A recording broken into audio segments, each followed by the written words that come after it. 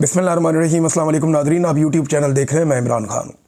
इस वक्त जब मैं ये वीडियो रिकॉर्ड कर रहा हूँ तो पाकिस्तान में दहशतगर्दी के दो बड़े वाक़यात हैं, एक इस्लामाबाद में और एक वाना में।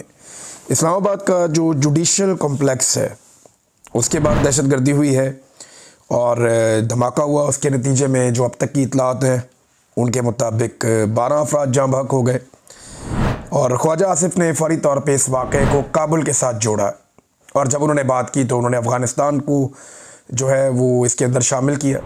और इसके अलावा जो एक और वाक़या हो रहा है वो हो रहा है इस वक्त वाना में। वाना में गुज़िश्ता रात से ही दहशतगर्दी का एक वाक़या रिपोर्ट हुआ और उसमें कुछ दहशतगर्द एक धमाका करके वाना कैडेट कॉलेज के अंदर दाखिल हो गए। नुकसानात के हवाले से अभी तक किसी किस्म की कोई इत्तला नहीं दी गई और मीडिया को कोई चीज़ विटनेस भी नहीं हुई। वहाँ सिर्फ सोर्सेज बता रहे हैं, इंफॉर्मेशन दे रहे हैं और वो सोर्सेज जो हैं वो DGISPR के सिक्योरिटी फोर्सेस के सोर्सेज हैं और उनका ये कहना है कि एवैक्यूएशन की जा रही है।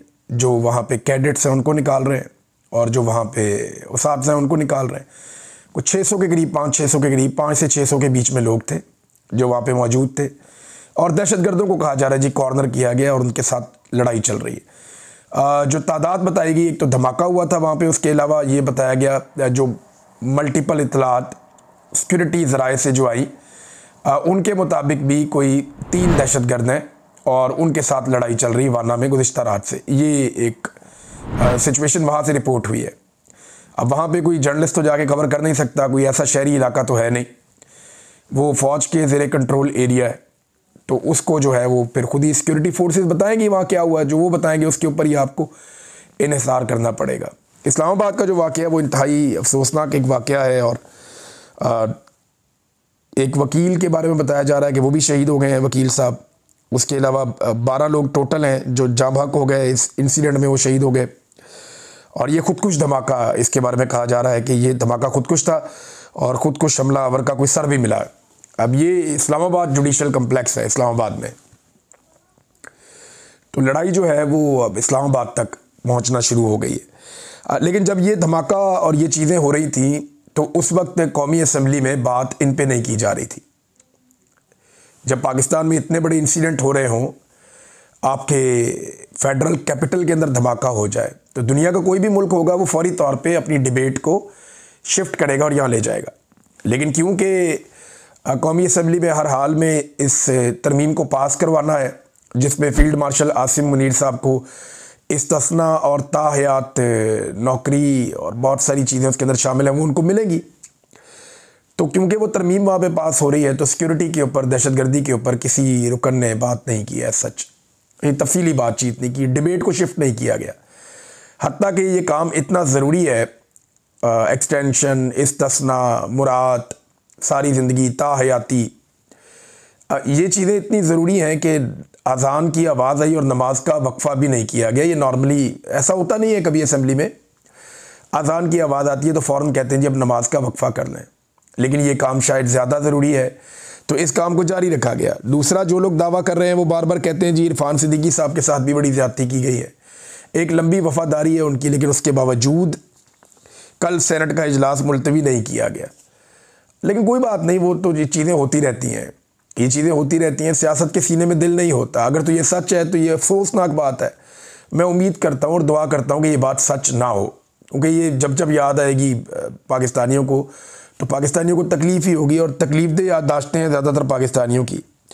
2022 में नाज़रीन मुराद सईद ने और बहुत सारे और लोगों ने चिल्ला चिल्ला कर ये बताया था कि दहशतगर्दों को पाकिस्तान मत लाइए, लेकिन कुछ जर्नलों को इस बात का बड़ा शौक़ था, आर्मी चीफ को बड़ा शौक़ था, फिर PDM की सरकार भी इसीलिए बनाई गई, तो इन सब ने मिलकर दहशतगर्दों को पाकिस्तान के अंदर दाखिल किया।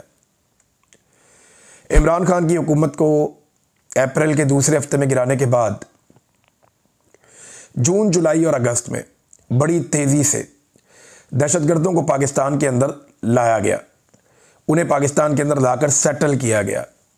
बहुत एहतजाज हुआ, अवाम ने बहुत शोर मचाया, लेकिन क्योंकि जर्नैलों की पॉलिसी थी वो ये करते रहे और अब पूरा पाकिस्तान भुगत रहा है। ये आग जो है वो सबके दरवाजे तक आएगी। मैंने कहा था अब आ रही है, मुराद सईद भी ये कह रहा था, बार बार कह रहा था, लेकिन उस वक्त किसी ने बात सुनी नहीं। या कोई सुनना नहीं चाह रहा था। मगर अब भी वक्त है उन जर्नैलों को और उन सारे किरदारों को कटहरे में लाया जाए जो इन दहशतगर्दों को बाई डिज़ाइन पाकिस्तान लेकर आए, और पाकिस्तान लाकर इनके लिए बॉर्डर नरम किए, इनको लेकर आए, इनको सहूलतकारी दी।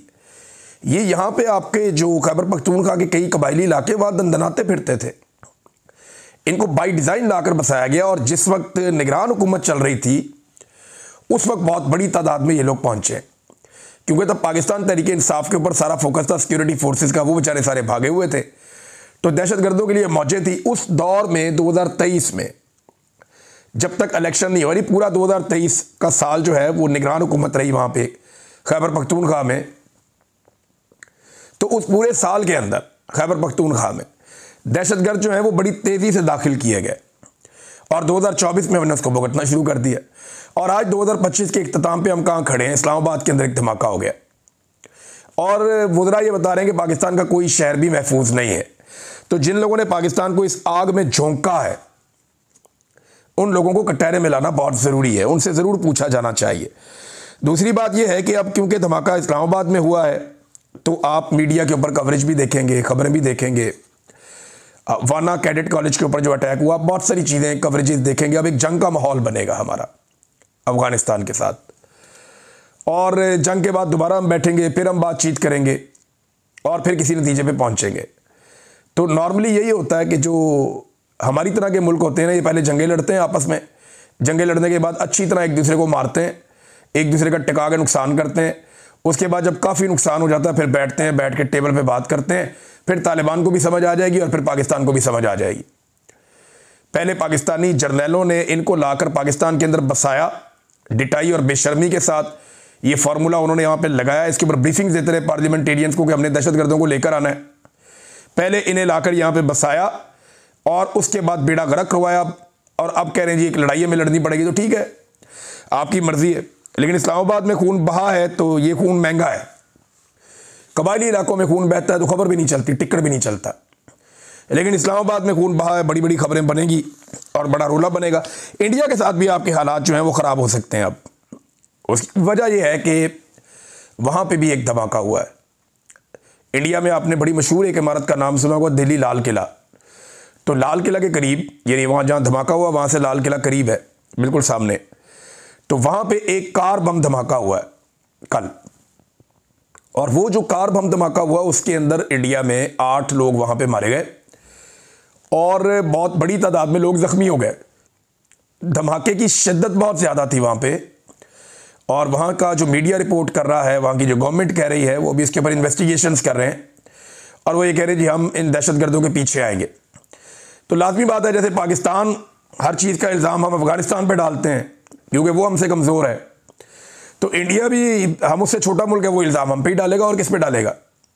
अब इंडिया इल्ज़ाम उठा के कहीं यूरोप में तो नहीं ले जाएगा, वो हम पे ही डालेगा, चाहे उसकी अपनी नाअहली हो, चाहे उसकी अपनी नालायकी हो, लेकिन इंडिया इल्ज़ाम पाकिस्तान पे डालेगा।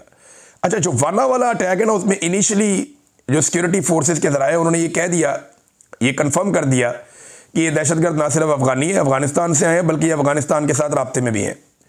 उन्होंने ये पहले ही कह दिया कि जनाब अभी ऑपरेशन मुकम्मल नहीं हो, लेकिन पहले ही उन्होंने ये बता दिया कि जनाब ये अफ़गानिस्तान के साथ लिंक्ड हैं जो यहाँ पे दहशतगर्दी कर रहे हैं। तो और ख्वाजा आसिफ ने इस्लामाबाद वाला अफ़गानिस्तान के बारे में बताया, और साथ ये भी कहते हैं कि ये फितनतुल ख़वारिज हैं और ये इंडिया इनको सपोर्ट करता है, इंडियन फंडेड है।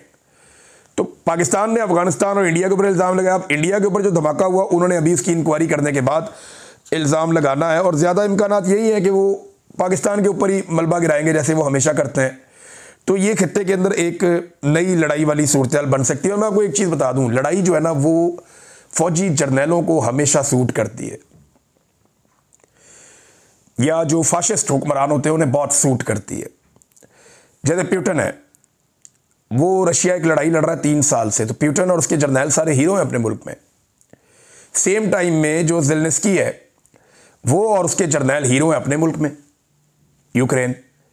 तो ये जंग का कानून होता है। जब इंडिया और पाकिस्तान की भी लड़ाई हुई है तो इंडिया के अंदर बहुत प्रोपेगेंडा किया गया है, जनाब पाकिस्तान को उन्होंने बहुत नुकसान पहुंचाया, बड़े मिसाइल मारे, बड़ी इमारतें तबाह की, बड़े बंदे मार दिए, बड़े फौजी शहीद कर दिए। उन्होंने ये कहा ना, इंडिया का मीडिया, वो उन्हें प्रेस कर रहे हैं, वहाँ के जर्नैल, वहाँ का मोदी, वो वहाँ हीरो बन रहे हैं। इसी तरह पाकिस्तान ने कहा जी हमने तैयारी करा दी है, ये रियलिटी भी है। तो यहाँ का मीडिया, हम लोग सारे हम कह रहे हैं हमारी फौज जीती है, तो हमारे जर्नैल खुश हो रहे हैं, हमारे लोग खुश हो रहे हैं। इसी तरह जो अफगानिस्तान और पाकिस्तान का आपस में मार्का हुआ, वहाँ पे भी इसी तरह है कि अफगान वहाँ पे पूरी तरह से मुतमईन है कि जनाब हमने बहुत मारा, और पाकिस्तानी यहाँ पूरी तरह से मुतमईन है कि हमने बहुत मारा। तो जब भी कोई जंग लगेगी तो फ़ायदा तो जर्नैलों का होता है, चाहे उधर हो जाए चाहे इधर हो जाए। कौम का फ़ायदा तब होगा जब पाकिस्तानी जर्नैल कश्मीर को आज़ाद करवा के दे देंगे। हम कहेंगे जी कमाल हो गया, ज़बरदस्त काम कर दिया सर आपने कश्मीर आज़ाद करवा दिया, हमारी दिली ख्वाहिश पूरी हो गई, अब हम कश्मीर में अपने घरों में जा सकते हैं। फिर तो हम ये कायल हो जाएंगे ना। या आप वो सारे स्ट्रक्चर जो इंडिया ने हमारे पानियों पे बनाए हुए हैं, वो सारे आप पलक झपकने में तबाह कर दें। We have the capacity. अगर आप वो तबाह कर दें तो हम कहेंगे जी हमारे जर्नैलों ने कुछ फतह किया, कुछ हासिल किया। लेकिन नॉर्मली होता यह है कि जंग के बाद जो है जर्नैल हीरो बन जाते हैं, दोनों तरफ के। वो उधर के उधर बन जाते हैं और इधर के इधर बन जाते हैं, क्योंकि जंग का नतीजा कुछ भी हो, इंटरनेशनली कोई कुछ भी कहता रहे। अब ये तो तैयारे गिरने के बाद मोदी की किस्मत ही खराब थी, बेड़े गर्क हो गया उसका, और डोनाल्ड ट्रंप ने उसको चिढ़ा चिढ़ा के आलमी सतह के ऊपर उसका और ज़्यादा सत्यानाश किया है। बहरहाल हमारे लोगों का खून महंगा है, हमारे कबायलियों का खून सस्ता है। इस्लामाबाद के वाक़े के ऊपर ज़्यादा रद्द-ए-अमल आएगा, जबकि बाकी वाक़यात पे इतना रद्द-ए-अमल नहीं आता। एक नौजवान है नादरीन, आलमज़ेब महसूद नामी, इसका फेसबुक के ऊपर एक अकाउंट है, आप जाके देख सकते हैं। कोई 2,80,000 के करीब इनके फॉलोअर्स हैं। ये जो है इन्होंने, सुहेल अफरीदी ने स्टेटमेंट दिया, जिस स्टेटमेंट के ऊपर सुहेल अफरीदी साहब पे एक मुकदमा भी दर्ज हुआ कि मस्जिद में ला के फ़ौज ने कुत्ते बांध दिए, और जब हमने कहा तो जवाब आया कि आप और ये एक जैसे हैं। तो वो जो स्टेटमेंट सुहेल अफरीदी का है, इसकी तस्दीक की है ये नौजवान ने, आलमज़ेब महसूद साहब ने। इन्होंने 2019 की एक वीडियो अपने अकाउंट से शेयर की थी, और वो वीडियो इन्होंने दोबारा दिखाई है कि ये बात झूठ नहीं है। आज से 6 साल पहले ये वाक़या हुआ था। उन्होंने वीडियो और ऑडियो दोनों दिखाई, जिसके अंदर ये कुत्तों वाली बात भी है, मसाजिद के ऊपर एंटीने लगे हुए हैं, वो बड़े बड़े डिश लगे हुए हैं, और जूतों के साथ जाने वाली ये चीज़ें सारी उसके अंदर, उस वीडियो के अंदर है। उस वीडियो में और उस ऑडियो के अंदर ये चीज़ें हैं। तो ये आलमज़ेब महसूद नामी नौजवान ने इसकी कंफर्मेशन दी है और इसकी तस्दीक की है कि जनाब ये वाक़या ऐसे ही हुआ था, सुहेल अफरीदी ने झूठ नहीं बोला। अफसोसनाक बात है। अब नाज़रीन, एक तरफ तो ये चल रहा है, दूसरी तरफ खैबर पख्तूनख्वा के अंदर जो है वो एक जरगा है जो 12 नवंबर को यानी कल के दिन में होने जा रहा है। ये एक बड़ा जरगा खैबर पख्तूनख्वा की हुकूमत करना चाहती है। जो फेडरल गवर्नमेंट है या पाकिस्तान की एस्टेब्लिशमेंट है, वो इसको नाकाम करना चाहती है कि ये जरगा कामयाब ना हो। लेकिन सबको दावत दी है। अब ये फैसला किया गया है कि इस जरगे का जो भी एलामिया होगा, वो एलामिया जारी किया जाएगा और पहुंचाया जाएगा वफाकी हुकूमत तक भी, सिक्योरिटी इदारों तक भी, और हर स्टेक होल्डर को वो एलामिया दिया जाएगा कि ये खैबर पख्तूनख्वा का जो अमन जरगा बैठा है, मुतफ़िक़ा तौर पे सारी पॉलिटिकल पार्टीज़ और स्टेक होल्डर्स, ये उनकी राय और फैसला है।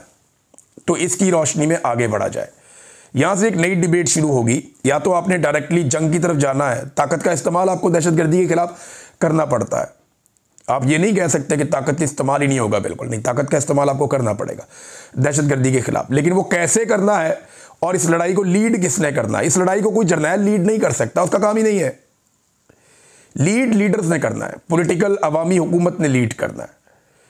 वो जो स्टेक होल्डर्स हैं इलाके के, उन्होंने लीड करना है। उन्होंने बताना है कि जनाब कहाँ आपकी ज़रूरत है और कहाँ नहीं है। अगर तो ये सारा कुछ जर्नैलों के कंट्रोल में दिया गया तो माजी की तरह सारे ऑपरेशन बेकार हुए, ये भी बेकार हो जाएगा। जितनी दहशतगर्दी के खिलाफ आपने लड़ाई लड़ी, आज तक आपको फ़ायदा ही कोई नहीं हुआ, दोबारा आ जाती है फिर। तो जर्नैलों के हाथ में चीज़ नहीं देनी, चीज़ जो है पॉलिटिकल लीडरशिप के हाथ में रहनी चाहिए। फैसले उन्हें करने चाहिए और मुशावरत के बाद फैसले करने चाहिए। अवाम को, लोगों को शामिल करना चाहिए। अफगानिस्तान भी इसका एक स्टेक होल्डर है, उसको भी शामिल करना चाहिए। बहरहाल ये अभी तो जरगा होगा, कल तो बहुत सारी खबरें आएंगी, मैं आपके साथ शेयर करूंगा। अतर मिनुल्लाह ने भी एक खत लिख दिया जी, और अतर मिनुल्लाह साहब जो है सुप्रीम कोर्ट ऑफ पाकिस्तान में जज हैं।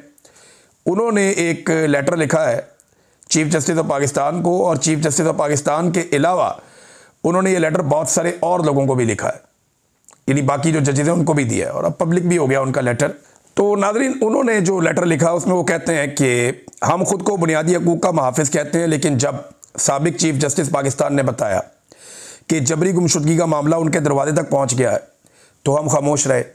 एक और चीफ जस्टिस ने मखसूस नशिस्तों के केस के तनाजुर में 12 जजेस को खबरदार किया कि सिर्फ मैंने अब तक मार्शल लॉ को रोक रखा है, वो आएंगे और हमें घर भेज देंगे।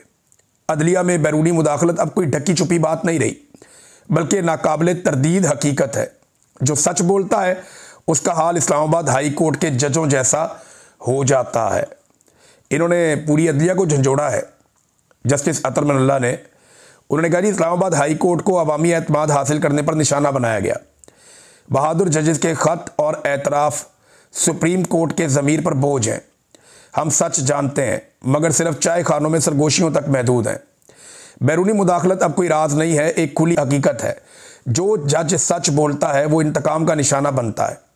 जो जज नहीं झुकता उसके खिलाफ एहतसाब का हथियार इस्तेमाल होता है। हमें याद रखना होगा कि अदलिया आवाम के लिए है, ताकतवरों के लिए नहीं है। अदलिया की निजात सच्चाई और ख़ुद एहतसाबी में है। हमें अपनी गलतियां तस्लीम करनी होंगी और इस्लाह करना होगी। ये जनाब अतर मनल्ला साहब कह रहे हैं। उन्होंने मज़ीद बातें भी की याया अफरीदी साहब को लिखे हुए ख़त में कि सुप्रीम कोर्ट अक्सर ताकतवरों के साथ खड़ी रही है, अवाम के साथ खड़ी नहीं हुई। जुल्फ़िकार अली भुट्टो की उन्होंने मिसाल दी, नवाज शरीफ की, मरियम नवाज़ की। फिर उन्होंने कहा जी इमरान खान के साथ होने वाला सलूक उसी जबर के एक तसलसल का आज हिस्सा है।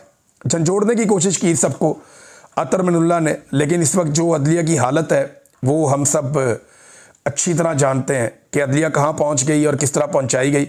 और ये पाकिस्तान की एस्टेब्लिशमेंट का मौजूदा सियासी सहूलतकारों के साथ मिलकर एक कारनामा है।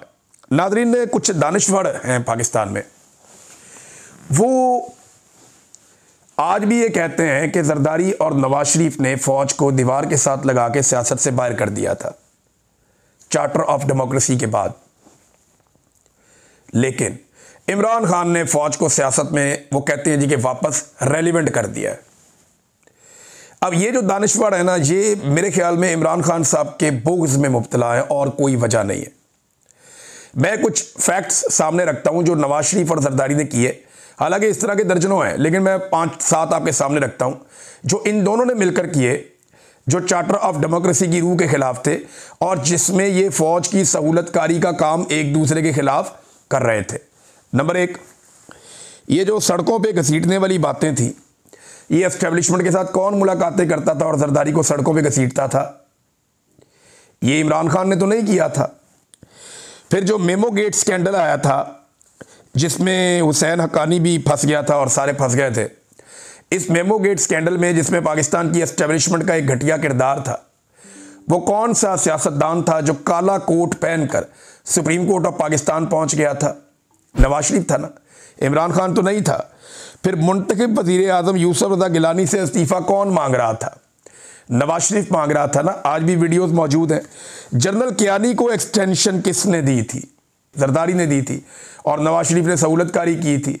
इमरान खान तो तब असेंबली का हिस्सा ही नहीं था ना। तो फिर इमरान खान पे इल्ज़ाम आप कैसे डाल सकते हैं? जनरल कियानी को सियासत में कौन लाया? यही लोग लेकर आए। फिर अदलिया बहाली की तहरीक में एस्टेब्लिशमेंट के साथ किसने डील की? फिर पंजाब के अंदर गवर्नर राज किसने लगाया? ये सारे काम कौन कर रहा था? जरदारी और नवाज शरीफ कर रहे थे। फिर फौज के साथ मिलकर 2013 के इलेक्शन में पंचर किसने लगाए थे? बताएं ना। ये जो धांधली 2013 के इलेक्शन में हुई थी फौज के साथ मिलकर, ये किसने की थी? इमरान खान ने तो नहीं की थी, उसके तो खिलाफ धांधली हुई थी। तो इमरान खान पे मलबा डालने से पहले इनके गिरबानों में झांकना चाहिए कि इन लोगों ने किस तरीके से फौज को सियासत से बाहर करने की बजाय बार बार फौज को सियासत के अंदर घसीटा अपने ज़ाती मफादात के लिए, अपने फ़ायदों के लिए। मैं तो इनकी कवरेज करता था, मुझे नहीं पता कि रोज़ाना की बुनियाद पे ये क्या स्टेटमेंट देते थे, ये क्या करते थे। ये तो जनाब फौज के सहूलतकार बने हुए थे 2013 से पहले, पूरी तरह से मिलिट्री एस्टेब्लिशमेंट के कंट्रोल में थे ताकि इन्हें हुकूमत मिल जाए। और हुकूमत के लिए ये कौन कौन से जर्नैलों को कहाँ कहाँ जाके कैसे कैसे मिलता रहे, कौन कौन डीलें करता रहा, सारी दुनिया को पता है। अदलिया की बहाली की तहरीक में फौजी जर्नैलों ने क्या किरदार अदा किया, ये सारी दुनिया को पता है। एक जर्नैल से जान छुड़ाने के लिए दूसरे जर्नैल के साथ कैसे साजबाज की गई, सारी दुनिया को पता है। और इमरान खान को तो 2018 में हुकूमत जर्नैल देना ही नहीं चाहते थे। वो तो रिएक्शन इतना ज़्यादा था पब्लिक का कि हुकूमत देनी पड़ गई। वरना शहबाज शरीफ अपने मुंह से कह रहा है कि जनाब मैं हुकूमत के लिए अपनी कैबिनेट चुन रहा था और मुझे कह दिया गया था। जनरल बाजवा और जनरल फैज़ जो है वो इंटरव्यूज़ करते फिर रहे थे। ये सारा काम किसने किया था? यानी इमरान खान के बुग़्ज़ ने कुछ लोगों को इतना अंधा कर दिया कि उन्हें समझ ही नहीं आती, और वो हर चीज़, ये दूसरी जंग अज़ीम भी उठा के इमरान खान पे डाल दो, पहली जंग अज़ीम भी उस पर डाल दो। आज तक दुनिया में जितनी तबाही हुई है ना, जो एटम बम चला था हिरोशिमा नागासाकी पे, वो भी इमरान खान पे डाल दो। इनका बस चले ना तो ये हर चीज़ उसके ऊपर डाल दें, और आने वाले 100 साल के मसाइल भी इमरान खान पे ही डाल दें। हद हो गई वैसे। नाज़रीन, एक बहस और चल रही है, क्या इरफान सिद्दीकी साहब जिनका इंतकाल हो गया हाल ही में, क्या उनके ऊपर इस वक्त तनकीद की जा सकती है? मैं इसके ऊपर ना एक बैलेंस बात करना चाहता हूँ। लेकिन ज़िया-उल हक के ऊपर आज भी तनकीद होती है, मुशर्रफ के ऊपर भी आज तनकीद होती है, और कोई उनको जस्टिफाई करने वाला मौजूद नहीं है, ना उनके इदारों में, ना उनकी फैमिलीज़ में, कोई नहीं कर सकता। भुट्टो को फांसी दी जजों ने, उनके ऊपर तनकीद होती है आज भी। बड़े मकरू किरदार हैं जो तारीख़ के अंदर रहे, उनके ऊपर आज भी तनकीद होती है। लेकिन जब कोई फौत होता है ना, तो उस वक्त थोड़ी देर के लिए मेरे ख्याल में एक मार्जिन क्रिएट करना चाहिए। ये ज़रूर बात सच है कि इरफान सिद्दीकी साहब ने जुल्म, जबर और फस्तायत की सपोर्ट की है, उसकी हमायत की है, ये बात ठीक है, गलत नहीं है। लेकिन इस वक्त क्योंकि उनके जो लवाकिन हैं वो बड़े दुख में, रंज में और तकलीफ़ में है, तो फॉर द टाइम बीइंग तारीख़ बड़ी ज़ालिम चीज़ है, वो लिखी जा चुकी है। कौन कहाँ खड़ा था ये सबको पता है, और ये रिकॉर्ड सीधा रहेगा। जनरल ज़िया-उल हक जब फौत हुए थे, सारे अफसोस कर रहे थे। जब ये फौत हुए थे परवेज़ मुशर्रफ साहब, उनके बदतरीन मुखालिफिन ने भी कहा जी अल्लाह इनकी मग़फ़िरत करे, और उस वक्त अफसोस का इजहार किया था। मौत तो सबको आनी है, हाँ, लेकिन जब कोई दुनिया से चला जाए तो फॉर द टाइम बीइंग सिर्फ उनके जो अहले खाना है उनका कोई कसूर नहीं होता, जो हल्का अहबाब है उनकी दिल आज़ारी ना हो जाए। दिल आज़ारी से बचने के लिए आप उस वक्त खामोशी इख्तियार करते हैं, लेकिन रिकॉर्ड का जो हिस्सा है वो रिकॉर्ड का हिस्सा ही रहेगा, जो तारीख़ का हिस्सा है वो तारीख़ का हिस्सा। हम सारे अपनी अपनी तारीख़ के साथ मरेंगे। हमने जो वो गलत किया वो तारीख़ के अंदर गलत लिखा जाएगा, हमने जो अच्छा किया वो तारीख़ के अंदर अच्छा लिखा जाएगा। लेकिन जिस वक्त किसी की मौत हो जाए, उस वक्त थोड़ी देर के लिए मेरे ख्याल में फॉर द टाइम बीइंग वो चीज़ें जस्टिफाई नहीं की जा सकती। वो जो लोग जस्टिफाई कर रहे हैं वो भी गूं खा रहे हैं, उनको नहीं करना चाहिए। वो चीज़ें जस्टिफाई नहीं की जा सकती हैं। अब फस्तायत को, जबर को, जुल्म को, उसकी हमायत को अब जस्टिफाई नहीं कर सकते, लेकिन ये तारीख़ में लिखा गया है जिसने जो किया है, और वो फ्यूचर में आपको आने वाले दिनों में आप लोगों के मुँह से सुनते रहेंगे। तो अब तक के लिए इतना ही, अपना ख्याल रखिएगा, अपने चैनल का भी। अल्लाह हाफ़िज़।